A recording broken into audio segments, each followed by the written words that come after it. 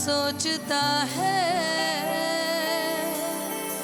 तू ही जाने तू क्या सोचता है बाबरे, क्यों दिखाए सपने तू सोते जागते, जो बरसे सपने बूंद बूंद नैनों को मूंद मूंद, कैसे मैं चलूं देख ना सकूं अनजाने रास्ते, जैसा है कोई एक तारा जैसा है कोई एक तारा, जैसा है कोई एक तारा जैसा है कोई एक तारा, धीमे बोले कोई एक तारा धीमे बोले कोई एक तारा, जैसा है कोई एक तारा जैसा है कोई एक तारा. तर आता मी येणार आहे मोहन आगाशे सर तुमच्याकडे. खरं तर नाटकातून लोक मोठे होतात आणि तुम्ही सुद्धा रंगभूमीवरचे कलाकार आहात. खूप वेगवेगळ्या नाटकांमध्ये तुम्ही कामं केलीत. लक्षात राहणारं एक मोठं नाटक म्हणजे घाशीराम कोतवाल आणि ते वेगवेगळ्या गोष्टींमुळे चर्चेत राहिलं. त्या काळात अनेक मोठ्या लोकांनी त्याला विरोध केला होता, पण त्या सगळ्यांना चकवा देत तुम्ही एक थरारक परदेश दौरा केला होता. त्याबद्दल काय सांगाल? घाशीरामला खूप वेळा विरोध झाला, म्हणजे घरात विरोध, दारात विरोध, स्थानिक विरोध, राष्ट्रीय विरोध, आंतरराष्ट्रीय विरोध. अरे बाप. हां, अशा विचार.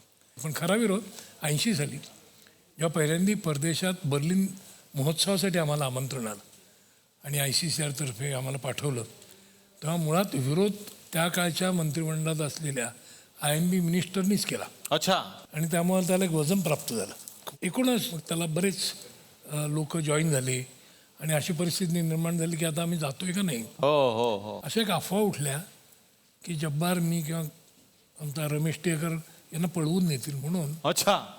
त्यामुळं मशाली कात्रज घाटात पेटून शिवगडला जायचं, अशा तऱ्हेची योजना शरदरावांच्या सहकार्याने आम्ही केली. आणि मोहन वाघांच्या बसमधनं पुण्याहून निघणार होतो, ते तसंच बहुश्रुत ठेवलं आणि आदल्या दिवशी रात्री 2 वाजता विमानाची पुणे मुंबई 25 तिकडे वेगळ्या नावाखाली अच्छा ही आम्हाला दिली आणि प्रत्येकाला सांगितलं की तुम्ही घरच्यांना पण न सांगता एकट्याने पुण्याच्या विमानतळावर या, कोणाला सांगू नका. आणि बाकीचे 10 लोक आणि सामान हे पोलीस प्रोटेक्शनमध्ये मुंबईच्या एअरपोर्टला आलं. आणि आम्ही पुण्याहून मुंबईला पोचलो तर आमच्या विमानाला पोलिसांचा घराडा होता. थिएटर अकॅडमीची लोक कोण, आणि डायरेक्ट सगळ्यांना ट्रान्झिट लावून लागून गेले. अच्छा. बाहेर एक 400-450 लोक होती. आम्ही आलो जातोय नाही कुणाला खबर नव्हती. 5ला आत आलो. अशा तऱ्हेने we were smuggled out of the country.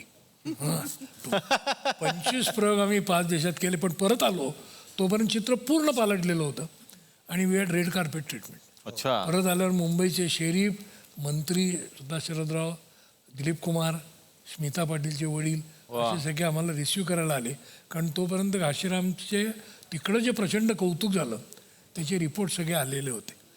तो झालेला खरा विरोध. आणि त्यामुळं पण एका नाटकामुळे 20 वर्ष एक 60 लोकांचा समूह घट्ट बांधून ठेवला. आणि मला असं वाटतं प्रॅक्टिकली ओरिजिनल कास्टमध्ये 20 वर्ष चालणारं घाशीराम हे पहिलंच नाटक असेल. वा वा.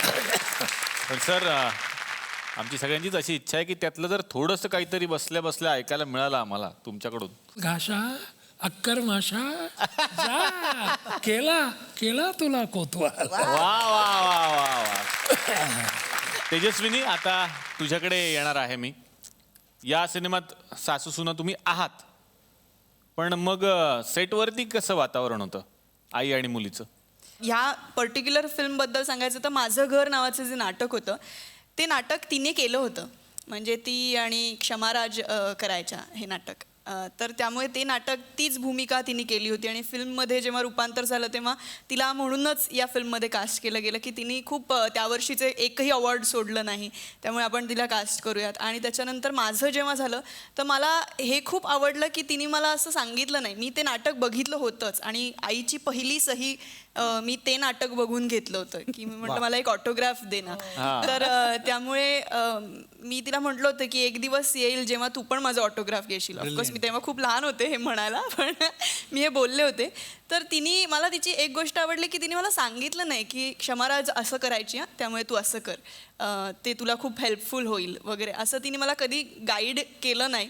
तिने मला मोकळीक दिली एक ॲक्ट्रेस म्हणून. कारण जेव्हा स्क्रीनवरती किंवा कॅमेरासमोर आम्ही जेव्हा एकमेकींच्या समोरासमोर येतो तेव्हा ती कधी ओव्हरपॉवर करत नाही की मी आई आहे किंवा मी एक्सपिरियन्स माझा खूप मोठा आहे तर तू असं करायला शिक. उलट ती खूप वेळेला मी तेजू मी असं करू का असं मला विचारते. तर आज मला ह्या पिढीचं खूप कौतुक वाटतं की ते अजूनही शिकतात. खरंय.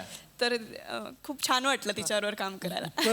उत्तराला बगल दिली आहे की सिनेमात सून सासू असं सासू सून आहे, आहे. सेटवर काय आहे, सेटवर काय आहे? तर सेटवर ही सासू आणि ती सून. वा वा वा. तर बाकीच्या सगळ्यांबरोबर गप्पा मारायच्या आहेत, त्याआधी जाऊयात एका वेगळ्या कार्यक्रमात. काय आहे ना, आमच्या इकडे गावामध्ये बऱ्याच गोष्टी घडतात. ते काय करतात, हिंदीतले कार्यक्रम बघतात, ते चोरी करतात, मराठीत करतात, आपल्या केबलवरती दाखवतात. गुलकन केबल नेटवर्क असं आमच्याकडे केबल नेटवर्क आहे. तर तिकडे असते आपकी अदालत, आमच्या इकडे असते बाप की अदालत. तर बघूयात त्या बाप की अदालत मध्ये आज कुणावरती मुकदमा चालणार आहे.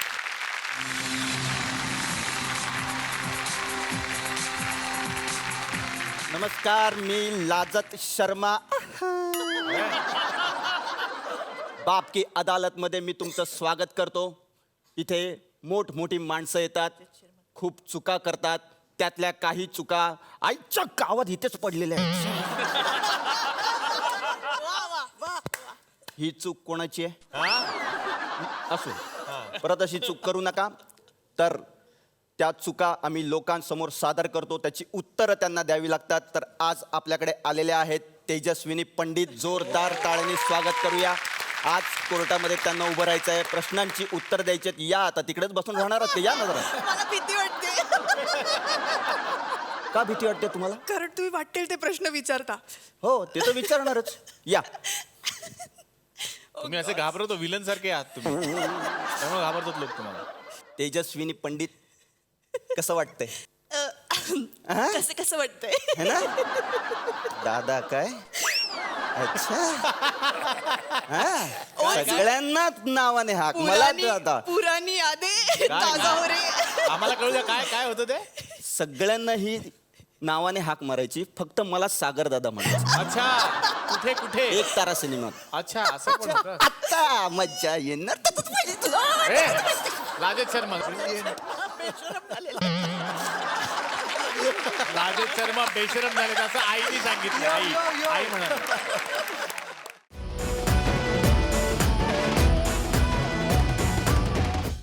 मी मराठी, झी मराठी.